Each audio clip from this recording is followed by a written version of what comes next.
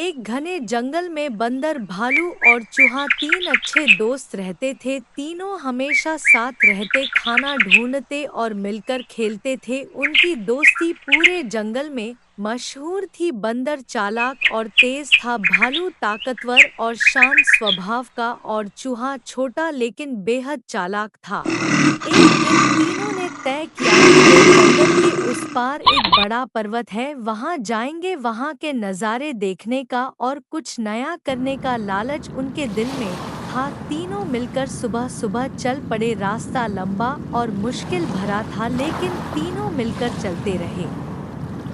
रास्ते में उन्हें एक नदी मिली। नदी बहुत गहरी थी और पार करने का कोई सीधा रास्ता नहीं दिख रहा था। बंदर ने सोचा और कहा, मैं पेड़ पर चढ़कर उस पार कूद सकता हूँ। वह तुरंत एक पेड़ पर चढ़ गया और छलांग लगाकर नदी पार कर गया। चूहा छोटा था, इसलिए वह बंदर के कंधे पर बैठ गया और बंदर के साथ ही नदी पार कर गया।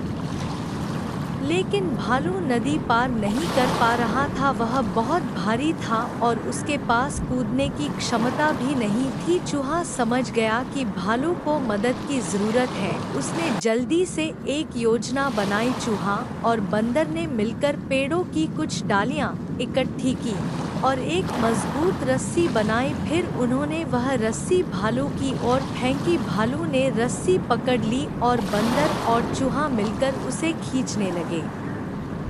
काफी मेहनत के बाद आखिरकार भालू भी सुरक्षित नदी पार कर गया। तीनों दोस्त बहुत खुश थे कि उन्होंने मिलकर मुश्किल को हल कर लिया। वे आगे बढ़ते रहे और शाम तक पर्वत के पास पहुंच गए। वहां से नज़ारा बहुत सुंदर था। तीनों ने साथ बैठकर स्वादिष्ट फल खाए और अपनी सफलता का जश्न मनाया।